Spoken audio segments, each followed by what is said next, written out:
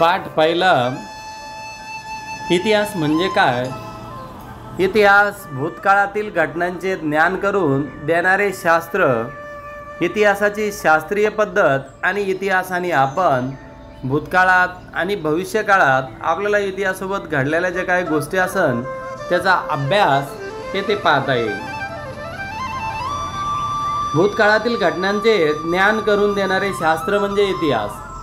गेल्या वर्षी इयत्ता 4थीमध्ये आपण छत्रपती शिवाजी महाराजांचे चरित्र, त्यांच्या स्वराज्य स्थापनेचे कार्य यांचा अभ्यास केला. शिवाजी महाराजांच्या जन्मापूर्वी जो काही काळ आजपासून सुमारे 400 वर्षापूर्वीचा काळ होता, यालाच आपण 400 वर्षे जुना काळ, 400 वर्षापूर्वी होऊन गेलेला काळ असं देखील म्हणू शकतो. आपण व्यवहाराच्या सोयीसाठी काळांचे वेगवेगळ्या पद्धतीमध्ये भाग पाडत असतो. हे जे काही पाडलेले भाग असतात त्या भागावरून आपल्याला येथे काळाची जाणीव होत असते. आता थोड्या वेळापूर्वी, थोड्या वेळानंतर, आज किंवा काल, उद्या किंवा या वर्षी, पुढील वर्षी अशा शब्दांचा जेव्हा प्रयोग केला जातो हा आपल्याला कळत न कळत मनातल्या मनात काळ मोजता येण्यासारखा यामध्ये आत्ता, आज, वर्षी इत्यादी शब्दांचा लक्षात येणारा काळ म्हणजे वर्तमान काळ. थोड्या वेळापूर्वी, काल, गेल्या वर्षी इत्यादी काळ म्हणजेच भूतकाळ होऊन गेलेला आहे. थोड्या वेळानंतर, उद्या, पुढील वर्षी इत्यादी शब्दापासून आपल्याला भविष्यकाळ जाणवतो. आत्ता चालू हा क्षण वर्तमान काळामध्ये असतो. भविष्याचा हा अजून यायचा असतो. भूतकाळात अनेक घटना घडून गेलेल्या असतात. उदाहरणार्थ, आज आपले वय 10 वर्ष असतील तर आपल्या जन्मांची घटना भूतकाळातील 10 वर्षापूर्वी घडलेली आहे असा त्याचा अर्थ आपल्याला मानावा लागतो. त्याचप्रमाणे 10 वर्षानंतर भविष्यात आपले वय 20 वर्ष असेल. आपल्या जन्मदिवसापासून आतापर्यंत जे काही निघून गेलेला काळ आहे हा आपला म्हणजेच एका व्यक्तीच्या आयुष्यातील काळ मानला जातो. भूतकाळात घडलेल्या जे काही घटना समजून घेण्याच्या शास्त्राला इतिहास असं म्हटलं जाते. म्हणजेच आपण ज्या गोष्टी होऊन घडून जातात त्या काळाला आपण भूतकाळ म्हणतो. भूतकाळात ज्या काही चुका झालेल्या आहेत त्या वर्तमान काळामध्ये होऊ नये, त्या आपल्याला दुरुस्त करता याव्या यासाठी आपल्याला इतिहास फार मोठी मदत करत असतो. इतिहासाची शास्त्रीय पद्धत इयत्ता 3री आणि 4थीमध्ये अभ्यास या विषयाच्या पाठ्यपुस्तकात आपल्याला वेगवेगळ्या शास्त्रांची ओळख झालेली आहे. कोणताही पुरावा प्रत्यक्ष प्रयोगाच्या कसोट्यावर पुन्हा पुन्हा तपासून पाहता येणे या सर्व शास्त्रांचे वैशिष्ट्य असते. त्यात पुरावा वेगवेगळे कसोट्यावर तपासून तो विश्वास ठेवण्याजोगा आहे की नाही हे ठरवण्याच्या पद्धतीला शास्त्रीय पद्धत असे म्हणतात. कोणतेही ज्ञान घेण्यासाठी त्याला कसोटीने चाचपून पाहावं लागतं. ते खरे आहे का खोटे आहे, सत्य आहे का असत्य आहे, त्या काळात घडले असतील का नसतील हे आपल्याला पुन्हा पुन्हा तपासून पाहावं लागतं आणि यालाच इतिहासाची शास्त्रीय पद्धत असे म्हटले जाते. आपल्या जन्मापासून अनेक गोष्टी आपल्याला माहीत नसतात. असे नसले तरी आजी आजोबा, आई वडील व इतर माणसे यांच्यापासून काही उपयोगात आणलेल्या ज्या काही वस्तू असतात, आपल्याला लहानपणी गमतीच्या गोष्टी सांगत असतात, काही वस्तू दाखवलेल्या असतात, त्या गोष्टी आठवणीत असतात. या गोष्टीचा आपण आठवण वेगवेगळ्या व्यक्ती सांगतात, त्यांच्या सांगण्यावर थोडाफार फरक असू शकतो. अशा वेळेस नेमके बरोबर कोणता प्रश्न आपल्याला पडतो, नेमके बरोबर कोणते हे ठरवण्यासाठी सांगितल्या गेलेल्या गोष्टीचे बारकाईनं निरीक्षण करावं लागतं. भूतकाळातील घटना पुन्हा पुन्हा जशाच्या तशाच उघडून आणण्याचा प्रयत्न किंवा प्रयोग करणे शक्य नसते. त्यामुळे इतिहास मांडण्याची पद्धत इतर शास्त्रापेक्षा वेगळी आहे. असे असले तरी त्यातील पुरावा शोधण्यासाठी, तपासण्यासाठी आणि जुळवण्यासाठी शास्त्रीय पद्धतीचाच उपयोग केला जातो. त्यासाठी आवश्यक असलेले इतर शास्त्राची मदत घेणे गरजेचे आहे. हे सर्व विचारात घेऊन इतिहास हे एक शास्त्र आहे असे म्हटले तरी चालेल. इतिहास केवळ कल्पनेच्या किंवा बोलण्याच्या आधारावर चालत नाही, त्याला तपासून पाहावं लागतं.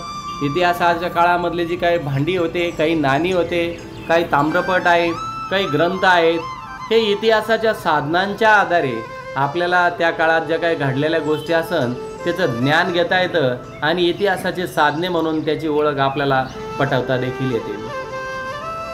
प्राचीन वस्तू आणि वास्तुशिल्पे, भांडे, नाणी, कोरीव लेख, ताम्रपट इत्यादी जे काही ग्रंथ हस्तलिखित आहे, लोकांच्या स्मरणात असलेल्या कथा कहाण्या, लोकगीते इत्यादी इतिहासाची साधने मानल्या जातात. इतिहासाच्या साधनामध्ये आपणास शिल्प आहे, वस्तू आहे, भांडी आहे, ताम्रपट ह्या गोष्टी पाहायला मिळतात.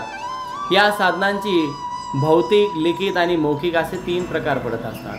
भौतिक साधने कोणती आहेत? मौखिक म्हणजे मुखाने बोलणारे, लिखित म्हणजे लिहून ठेवलेले, भौतिक म्हणजे आज किल्ले, लेणे, स्तूपे आपल्याला पाहायला मिळतात. याचा शोध घेण्यासाठी या साधनामधून मिळणाऱ्या पुराव्याचे खरे खोटेपणाची कसून तपासणी केली जाते. या कसोटीला उतरलेल्या पुराव्यांच्या आधारे भूतकाळातील घटना क्रमवार जुळवून इतिहासाची मांडणी देखील केली जाते. ही शास्त्रीय इतिहासाची पद्धत आहे.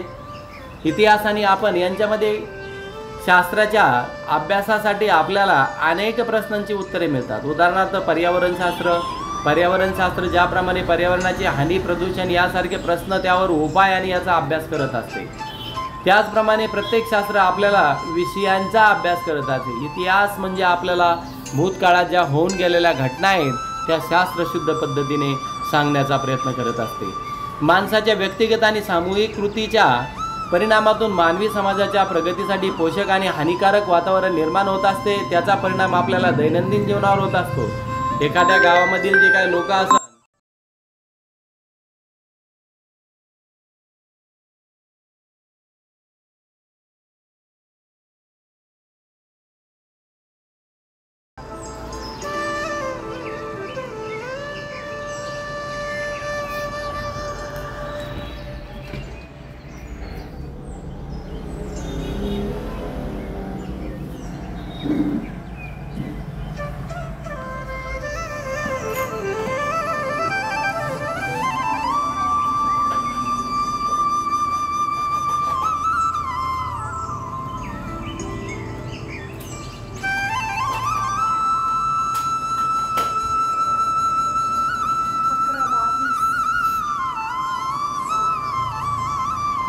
इतिहास आणि आपण हे जे काही इतिहासाचं शास्त्र असतं, तर त्या शास्त्रामध्ये आपल्याला अनेक प्रश्नांची उत्तरे मिळतात. पर्यावरणातून पर्यावरणाची उत्तरे मिळतात. माणसाच्या व्यक्तिगत आणि सामूहिक कृतीच्या परिणामातून मानवी समाजाच्या प्रगतीसाठी पोषक व हानिकारक वातावरण निर्माण होत असते.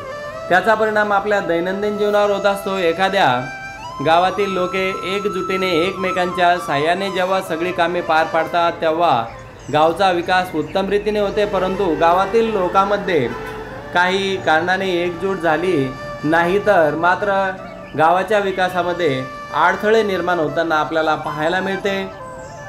म्हणजेच भूतकाळातील मानवी समाजांचे विचार, कृती आणि कृतीचे परिणाम यांचा शोध घेऊन अनेक प्रश्नांची उत्तरे इतिहास शोध असतो.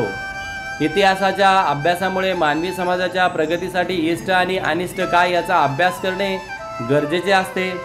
वर्तमान काळामध्ये आपण कसे वागल्याने भविष्यकाळातील चांगल्या प्रकारे भविष्य आपलं घडवता येईल हेही इतिहासाच्या अभ्यासातून आपल्याला समजायला लागते. भूतकाळात होऊन गेलेल्या थोर व्यक्तींच्या चरित्रातून स्फूर्ती आणि प्रेरणा मिळवून देण्याचे कार्यही इतिहास करत असतो. इतिहासामुळे आपली व इतर संस्कृती यांच्यामध्ये झालेली देवाणघेवाण मानवी संस्कृतीच्या विकासाची वाटचाल समजायला लागते. तसेच माणसाच्या जीवन पद्धतीमध्ये कसे बदल झाले, हे बदल टप्प्याटप्प्याने झाले, क्रमगत झालेले हे आपल्याला पाहायला मिळतात. प्रत्येक गावचा व जिल्ह्यांचा, राज्यांचा, देशाचा इतिहास हा स्वतंत्र इतिहास असतो. तसेच पृथ्वीवरील डोंगर, जलाशय, प्राणीसृष्टी, माणूस व सर्वांचा स्वतंत्र इतिहास आहे. प्रत्येक शास्त्राचाही स्वतःचा इतिहास असतो. त्यांच्या आधारे मानवी संस्कृतीमध्ये महत्त्वाचे बंधने घडून आणण्याचा अनेक शास्त्रीय शोधांचा आणि तो शोध लावणाऱ्या शास्त्रज्ञांची माहिती आपल्याला इतिहासामधून पाहायला मिळत असते. भूतकाळ व भविष्यकाळ, भूतकाळ आणि भविष्यकाळ हे भविष्यकाळातील विविध जे काही घटकांचे अखंड साखळीने जोडलेले असतात. उदाहरणार्थ, स्वातंत्र्य मिळवण्यासाठी भारतीयांनी इंग्रज सरकारविरुद्ध लढा दिला हे एक ऐतिहासिक कृती म्हणून मानले जाते. 15 ऑगस्ट 1947 रोजी भारत स्वतंत्र झाला आहे असे देखील आपल्याला म्हणता येईल. आपल्या भारत स्वतंत्र होण्यासाठी कोणी कोणी कष्ट घेतलेले, कोणाचे कार्य कसे झालेले हे सुद्धा आपल्याला पाहता येतील. म्हणजेच 15 ऑगस्ट 1947 रोजी जे काही भारताला स्वतंत्र मिळालेले ते स्वातंत्र्यासाठी काही लोकांना बलिदान देखील द्यावे लागलेले. मग दिलेले जे काही बलिदान होते ते बलिदान व्यर्थी न जाताना आपल्याला त्याचे महत्त्व समजून घेता आले पाहिजे. आपल्या आसपासच्या अनेक घटना अशा पद्धतीने आपण पूर्वी केलेल्या कृतीशी जोडलेल्या असतात। यामुळे आपल्याला हेही कळते की पूर्वी केलेल्या म्हणजेच भूतकाळात कृतीवर भविष्यकाळ अवलंबून असतो। इतिहासाच्या अभ्यासातून आपण हे शिकलो। फार पूर्वीच्या काळाने मानवाला आपापसाच्या किंवा आसपासचा जो काय परिसर असन तर उपलब्ध असलेल्या साहित्यानं होणारे जे काही कला आहेत आत्मसात केलेलं आहे आणि त्या कला आपण सुद्धा शिकत पुढं आलेलो आहे। त्या कलेचा ऱ्हास देखील होऊ नये। त्यापुढे आपण जसं जसं प्रगतशील होत गेलेलो आहे, आपल्याला चाकाचा शोध लागलेला आहे, पुढच्या पिढीला या गोष्टीवर भर घातली। मानवाच्या शारीरिक आणि बौद्धिक विकासाच्या जोडणीचे तंत्रज्ञानही विकसित होत गेले। ही प्रक्रिया अजूनही अखंडपणे सुरूच राहणार आहेत। या शोधाच्या आधारे आपल्याला नवनवीन शोध देखील लागणार आहे आणि शोधामध्ये मानव हा प्रगतशील होणार आहे। प्रगती करण्यासाठी मानवाला जुन्या गोष्टीचा, जुन्या लेखाचा, भांड्याचा, नाण्याचा, ताम्रपट, ग्रंथ याचा अभ्यास घेणे आणि ते सांभाळून ठेवणे, त्यातून काही शिकायला मिळते का हे पाहणे देखील गरजेचे असते।